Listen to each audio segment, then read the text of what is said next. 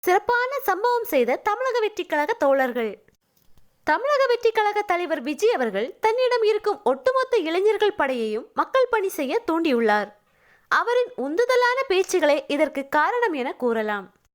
பேருந்தாக மக்களை தேடி சென்று தமிழக வெற்றிக் கழக தோழர்கள் மக்களை குளிர்வித்துள்ளனர். கோடைக்காலம் அதன் தாக்கத்தை வெளிப்படுத்த தொடங்கியுள்ளது.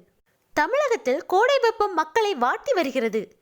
வெயிலில் வாடும் மக்களுக்கு சோழிங்கநல்லூர் தமிழக வெற்றிக் கழக நண்பர்கள் உதவிக்கரம் நீட்டியுள்ளனர். இந்த கோடை காலத்தில் மக்கள் நீர்ச்சத்து அதிகமாக இருக்கும் உணவுப் பொருட்களை உண்பது நல்லது.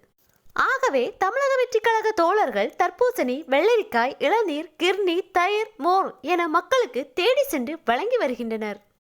சென்னை புறநகர் மாவட்டம் சோழிங்கநல்லூர் மேற்கு பகுதியான கொட்டிவாக்கம் பகுதியில் தமிழக வெற்றிக் கழகம் சார்பாக நீர்மோர் தண்ணீர் பந்தல் திறக்கப்பட்டுள்ளது. அதன் திறப்பு விழா நடைபெற்ற போது தர்பூசணி, இளநீர்